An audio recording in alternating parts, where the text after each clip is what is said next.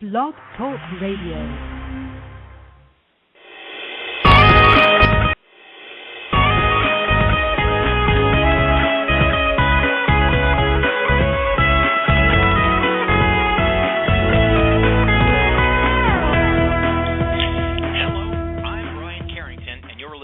CallTalk for Wednesday, January 12th, 2011.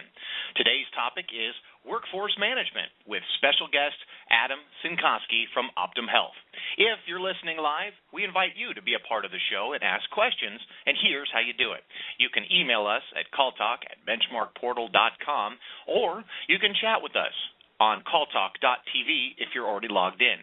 If you're listening on the phone or heck, even close to one, you can call in at 347-857-3117. Make sure to press the number 1 on your phone to let me know you have a question, and I'll do my best to get you in. Everyone who asks a question on the show today, whether it's email or phone or chat, will receive a free copy of Bruce's book, Benchmarking at Its Best, and one person will be chosen at random to win an in-depth reality benchmark report valued at $1,500. I want to remind everyone that all of our shows are archived and available to listen to at calltalk.tv any time of the day. And now, I'd like to introduce the host of Call Talk, Bruce Belfiore. Thank you very much, Brian, and welcome back to Call Talk, everyone. Today's topic is workforce management, and today we have brought in an expert on the topic for you, Adam Cincoski. Adam has managed contact centers in the United States, as well as launching and managing a multilingual center in Amsterdam, Holland. He has also provided consultative services to contact centers in the U.S., Canada, and Australia, so he has a real international background. As Director of Workforce Management at a leading marketing company, he led the implementation of the software solution and ongoing operation of workforce management and practices in 2 divisions. There's really nothing like the hands-on implementation to teach you about something. And workforce management teams under his leadership have received 3 awards for innovative workforce practices from one of the major software providers. His team was also instrumental in 2 centers being certified as compliant with the rigorous COPC 2000 standards for workforce management. Adam is currently the executive leader of workforce management practice for a division of the United Health Group. He is also instructor for the College of Call Center Excellence's Workforce Management course. I had the pleasure of attending the first edition of that course, and I can tell you it's everything you need to know about this important topic. So it's my pleasure to welcome Adam Cincoski. Thanks, Bruce. Really happy to be with you today. Okay, great. Well, Adam, I had the pleasure of attending your workforce management class that you taught in Minneapolis, and you defined what you consider workforce management to be in a unique way, which I think our listeners would like to hear. Could you share with our audience and talk about why and what your definition is? Yeah, I having worked with workforce management for a lot of years now, I think what I wanted to get away from was the conception that workforce management is a process. And while, of course, it's made up of processes, I believe workforce management is actually a mindset or a culture within an operation. And that mindset or that culture is we use data to drive our business decisions. We create systems and practices to collect data, and we let that data guide us towards the outcomes that we're striving to achieve. Yeah, and so, there's some people who have sort of taken it from, well, workforce management is not a product, it's a process. You're saying it's not just a process, it's a whole culture. It has to sort of be baked into the DNA of how you manage your center. Right, exactly, and I think that's a great way to put it. I think is how you manage your center and making it a portion of how we do business is a great way to think of incorporating workforce management practices into running your contact center and achieving the successes you're setting out to do. I think the mistake that a lot of people make is they think of it as just producing schedules, and it really is so much more than that. Right. But one of the things that stuck with me from the course, besides the continental breakfast, which was really good, was the time that you spent on occupancy. I think you called it the key workforce management metric. How do you calculate it, and why is it so important? Well, the way that we approach the term occupancy, and it's used differently in different organizations, but the way that we define the term occupancy is really the spirit of it is to capture how often or what portion of our time when we're working the phones are we spent actually interacting with a consumer or handling a consumer transaction? And so in that kind of definition, in a mostly inbound world that most of us deal with, what we're really saying is while we're working the phones, how often am I handling a call? So that's how it's calculated. It's a metric that I think really gets to a measurement of the health or the efficiency of how we're matching our human resource supply with the demand of the transaction volume that's coming in. And so if we look at it that way, it really is a measure of the success of our goals of workforce management. Okay, good. Well, let me take a step back here because I'm thinking that some of the listeners are probably very sophisticated and others who are tuning in because they really are now spreadsheeting their workforce. And so every week or every 2 weeks, whenever they do it, they will hand it out. And they're moving to something more complex. They're growing to the point. And at what point do you usually find that people should look for, workforce management technology and software that's a little bit more sophisticated than a spreadsheet? Well, certainly I think the effort that goes into creating those spreadsheets that a lot of people do use, it's heading in the right direction. Most people intuitively look to say, well, when am I busiest and when do I have the most work to do, and let's have the people scheduled during that time. So it really is the beginning of workforce practices when we do those things. But I think once we start getting to 30 to 50 frontline FTE, we really should start looking at automating some of those practices. I think it starts to pay for itself when we start to get to that level of employment. And of course, things like cost of the frontline staff would certainly factor into that. But somewhere in that 30 to 50 frontline FTE range, we certainly should start looking at more sophisticated solutions than a spreadsheet. Right. I know that there are some centers that I've been in that are moving from everybody comes in from 9 to 5 situation to we want to have more hours to service our clients, so we're going to, in fact, have shifts for the first time. And I guess part of it is the size of your center, and also it is, what kind of shifting that you have in the center. Would you say that's true as well? Oh, yeah, that's a very good point. I mean, that's certainly a variable that has to be taken into consideration. If the hours of your contact center are, 8 hours long, certainly you can cover that with one shift. But even in that scenario, if you're having some part-time shifts and things of that nature, it still might do you some good service is to at least consult with somebody that has access to workforce software to test out some of your solutions and what maybe are some ideals even in that type of scenario. Okay. Well, let's say that you're a manager that wants to go either to workforce management software or go to more sophisticated workforce management software. One of the things that we found is that workforce management is oftentimes one of the highest ROI things that you can do in terms of saving money for your center. Do you have any sort of stories or some thoughts to share with people, both who don't have workforce management software now, or maybe who do, but think that they could probably be doing better by a more sophisticated software? Sure. The first contact center that I worked in and managed in was a contact center of 275 frontline agents who manually filled out time cards, and we just simply paid them off of what they were putting down on the piece of paper. And even though workforce solutions were available out there, it wasn't something we were considering at the time. And so we looked at doing some audits on the time cards, and what we found, what was being entered and what was being worked in as far as the phone system went, they were two very different things. And so immediately we started sourcing opportunities for workforce software to start to not only kind of capture the activity of our people, we were going to pay off of that activity. And also then we started to see, well, how misaligned we were once we implemented that software from what was ideal towards what we had. And so it was realized very quickly whether it was eliminating waste or whether it was eliminating time card issues. We found that it paid for itself very, very rapidly. But what we did have to do was develop the expertise for how to use the software and change a little bit of our culture of how we ran our business. There you hit it again. Okay, so in other words, change your processes and change your culture with regard to how you actually run the center. Right. Yeah.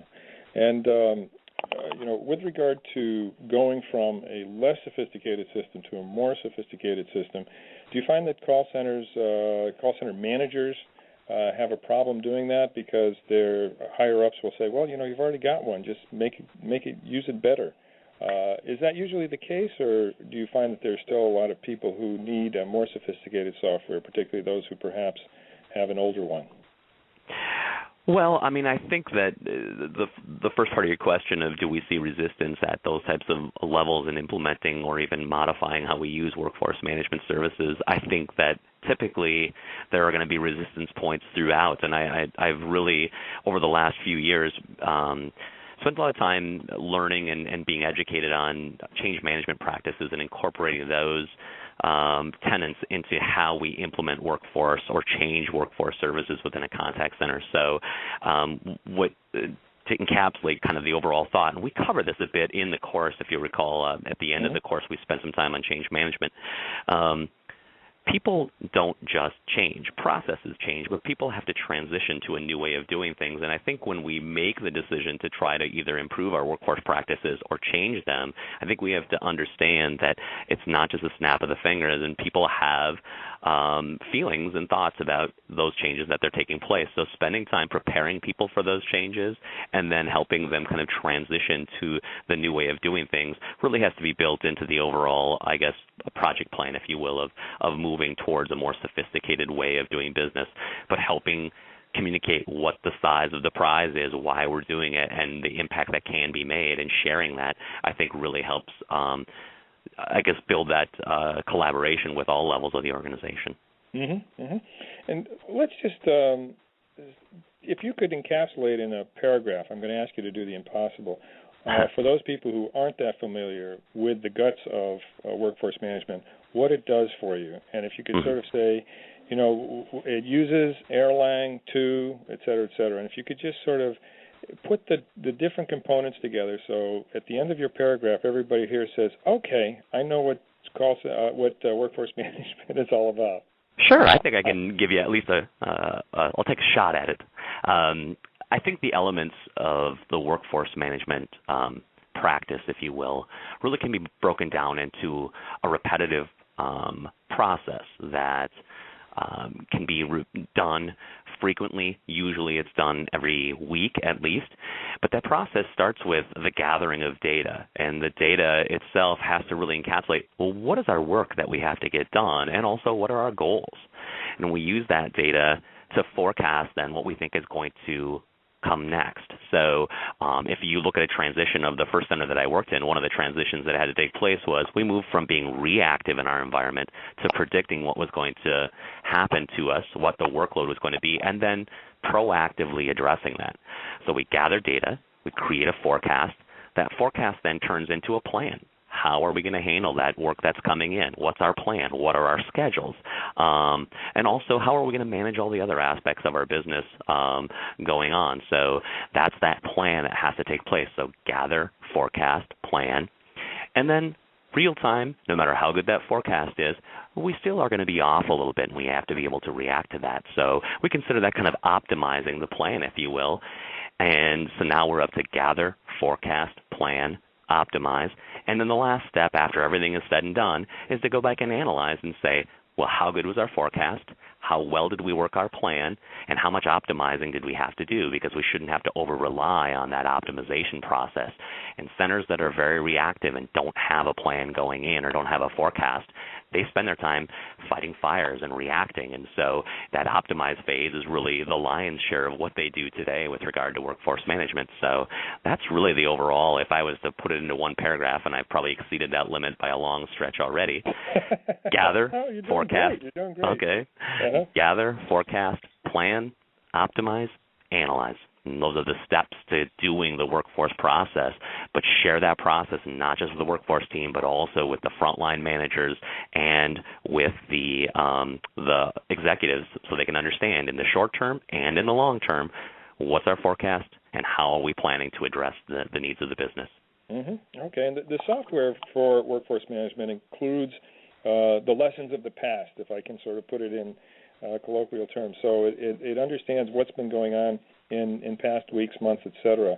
Can you just say how that helps to improve the performance of the forecasting, the forecasting and the scheduling And Absolutely. Any lessons that high-level lessons that you have on that for our listeners? Well, I think, again, relying on my past experiences, when you make a plan or schedules in an Excel document, you spend a lot of time going back and analyzing what has happened previously, but you're doing it manually. And one of the greatest things about the software solutions that are available today, and there are some very good ones out there, usually they interact with your other systems that are bringing you your transactions. So think of it as your phone switch. Well, it collects all your phone data, and not just about the calls, but also about what your people are doing. And so to be able to go back and analyze and say, well, what happened, and then what's going to happen next time, the software really helps facilitate that process. So you can set it up so it will provide you with a very good forecast, and then the process of matching your human resource supply to that predicted demand, you can actually have the system help optimize that portion of it. And that's where they really shine, and that's their specialty, is then creating those schedules that help put us in the best position possible. But even in that case, Bruce, you still have to have people looking at the information, people looking at the system, and making sure that we're taking advantage of all the opportunities that are out there, removing constraints from the system to help us better match that human resource supply with that predicted, forecasted demand. Okay. No, that's a great answer. And Adam, in addition to the work you've done as a workforce manager, you're now teaching what you love with the College of Call Center Excellence. What kind of experience is it to transfer knowledge to a course? And what lessons might that have for our listeners? Because if they're workforce managers or call center managers, they have to, not only understand, but also mentor and teach other people and make sure that they understand what this is all about, because I think in a lot of centers this whole workforce management thing is a black box, and people don't understand it. So what are the lessons that you learned that might be usable by our listeners? Well, I think, first of all, you really sort of touched on some of the things that leap to mind when you ask the question. If you really want to learn something well, try to teach it.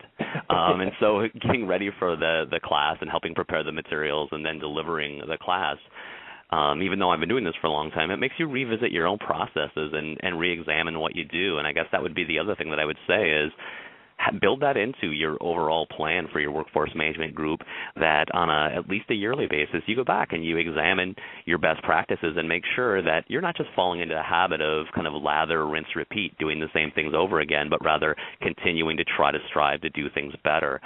Continuous improvement certainly applies in the ever-changing world that are call centers.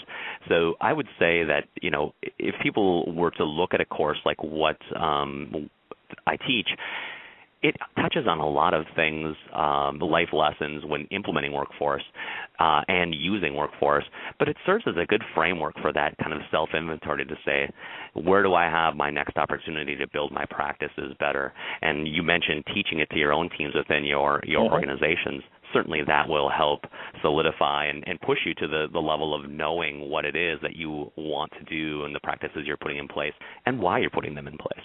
Yeah, no, I think that's a great point. And it also makes you more part of the team. If you communicate what you're doing to your colleagues and they understand what you're doing and why you're doing it, they'll understand high level why you're doing it. But if you can give them a little bit more insight behind the curtains and not have it be the black box it is oftentimes, and I think that you'll feel more and they'll feel that you're more a part of the team. And I think that's important in the case of workforce management.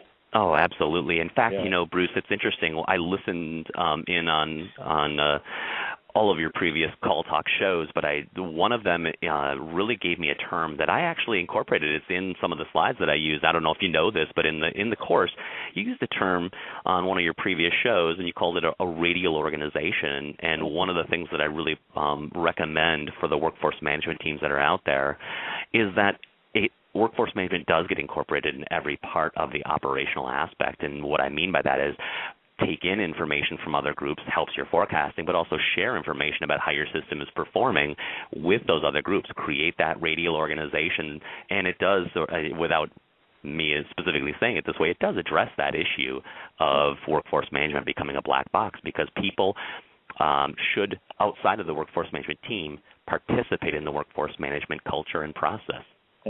Okay, good. Well, listen, I won't even charge you royalties for using that term. You're welcome Well, to. thank you for that. That's great. Actually, let's see. Brian, I think that you've got some questions coming in, so why don't I hand it over to you? Sure, I definitely do. And at this point, I want to remind everyone, too, if you're logged into CallTalk.tv, that you can ask your questions on what we call the Shout Mix there. It's the chat application there, so feel free to do that as well. Have some callers that have called in from Nebraska, have one from Indiana, New York, Minnesota, just to name a few. So remind everyone that's on the phone, just hit 1 if you want to ask a question, and make sure you get the most out of this Call Talk. Our first question, though, comes from Lynn, and a little bit about pitfalls, I think. What is the most common error in call centers that use workforce management? What is the most common error that you see? That's a great question. Yeah, I think we've kind of danced around what my answer would be to this one, Bruce, but I think that the most common error that I see in call centers is that workforce management does become a group that simply produces schedules. And if that's the case, a lot of times they don't implement a practice that bases the schedules or the outcomes on data. And so we get away from that culture of, hey, let's use our history, let's use the lessons from the past, let's use the predictions of the future to say, what should we be ready to tackle? And so in those scenarios where they just produce schedules, a lot of times they work at the behest of a call center director or manager who just comes to them and says, hey, change this person's schedule to be this or this, and without really understanding the full ramifications of those changes. So to me, I think it just indicates not really incorporating workforce management into the fabric of how we run our business. That's the most common error that I see. Gotcha. How about you, Bruce? You have some experience in the call center industry. What do you see as common errors out there? Well, I think that it is. It's getting into a rut. It's not rethinking things. And sometimes it's also gets so wrapped up in yourself that you're not aware of the functionalities of other areas. So it's the failure of the radial organization, really. Let me give you an example. I was at one call center. It was for inbound sales. And people were obviously taking calls. But sometimes they were taking calls from people who were calling for a second time because they were selling insurance. And so they had checked with their spouse or they'd done whatever, and they were calling back in. And they would end up leaving a message because the person would be on another call usually. And when the agent wanted to make an outbound call, they had to call workforce management, and they had to tell them that they wanted to go into outbound mode for a specific period of time, which they had to estimate, and then if their call, which might result in a sale, went beyond that time, they were out of adherence, and they got blasted for that. Can you imagine? And so anyway, we sat down and we talked about it, and just the whole functionality and the fact that they had well-trained agents who were responsible people. They weren't going to be twiddling their thumbs and all that kind of stuff or abusing it. And so we changed things such that the agent, him or herself, could put themselves in outbound mode and not have to ask permission of workforce management. Now, that could be overridden if there was a high volume of inbound calls and they needed to be sure to take those calls. But in those cases where there wasn't a high volume of inbound calls, they were able to put themselves into outbound mode and not be out of adherence. So that's one of the things that I've seen. Boy, that's a great example of how workforce management comes to be thought of as Big Brother in a lot of operations. Yeah. And in this case, they weren't in the same location. They were actually in a different building on the campus. And so, yeah, exactly. You can sort of be seen as the folks out there, and you don't want to be. You want to be part of the team, part of the radio organization. Yeah, it's great. Okay, Brian, do we have another one? Yes, we do. This next one comes from Monica, and this is looking like a little bit more of a technical question. The question is, what are ear-lang formulas? Oh, thank you, Monica. Do you want to take this one, Bruce, or should I? No. This is yours. But okay. I'm glad you asked it. Yeah, ear-lang formulas are actually formulas that have been around for about 100 years. They were developed by a mathematician for the Danish telephone company back in, I believe it's 1919, somewhere in that era.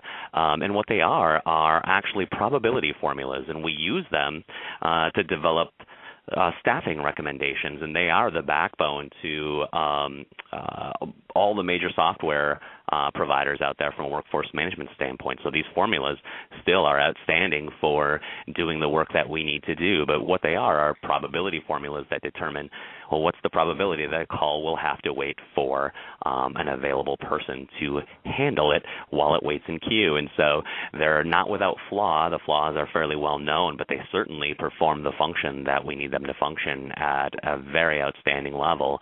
But we do cover a little bit of Erlang trivia in the course, and that is what the Erlang formulas are. So they're the staffing formulas used in any call center modeling, whether it's Excel-based or whether it's software-based.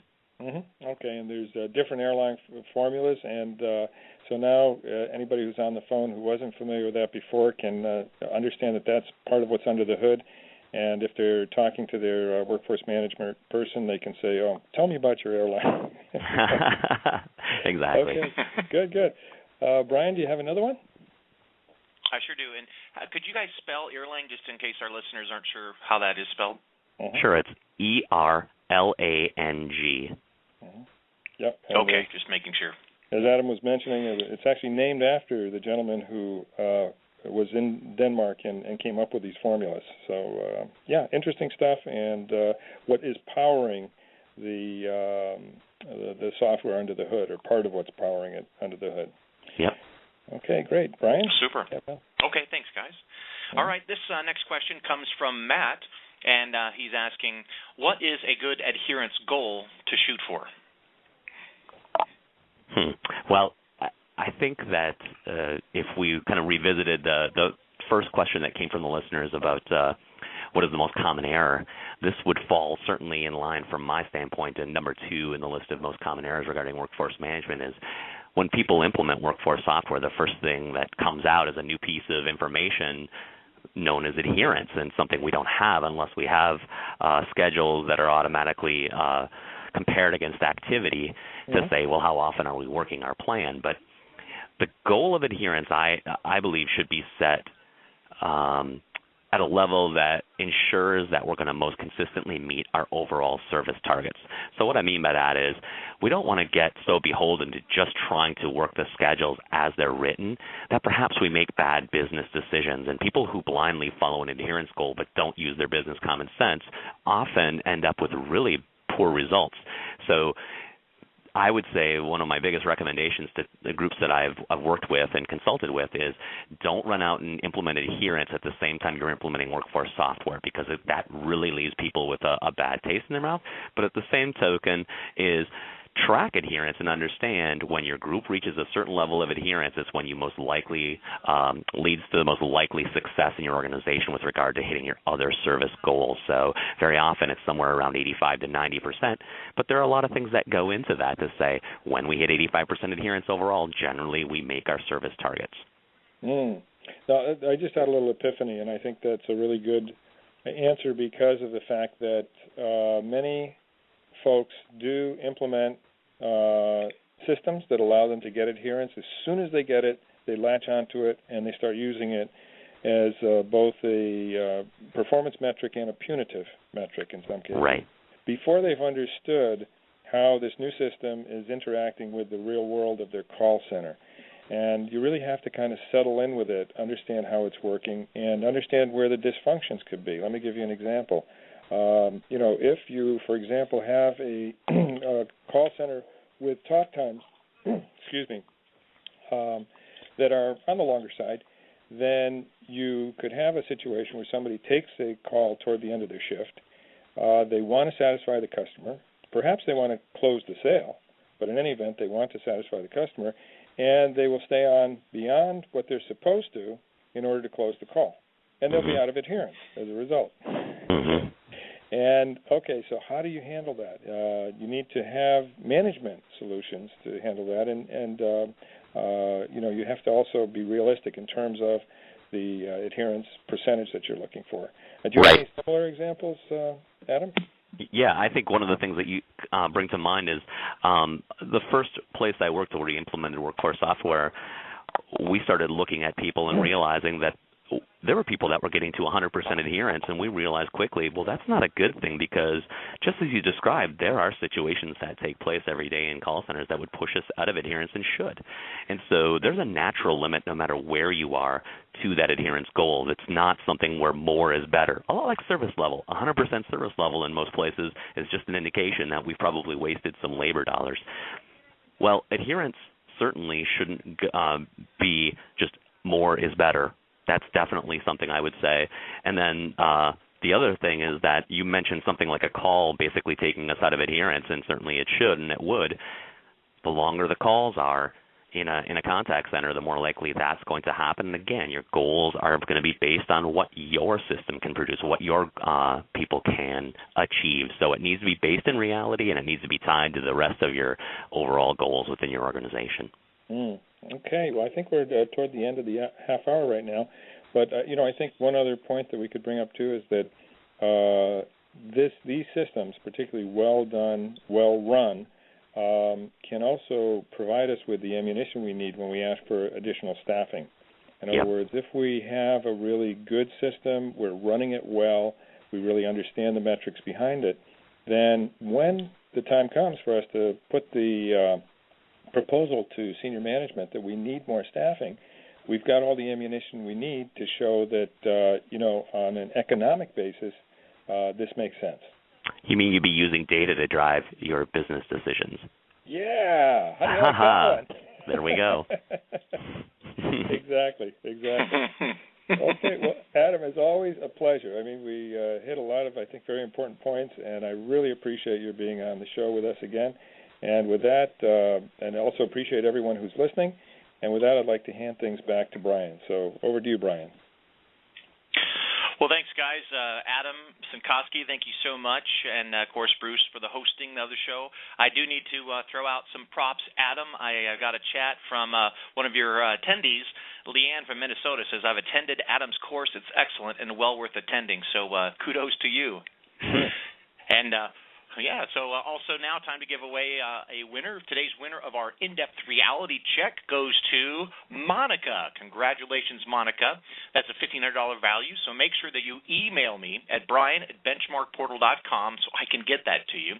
And do want to thank everyone for listening in, whether you're live or at the archive show, and make sure that you join us January 19th when we talk about workforce optimization, analytics demystified with industry expert Bill Durr from Verint.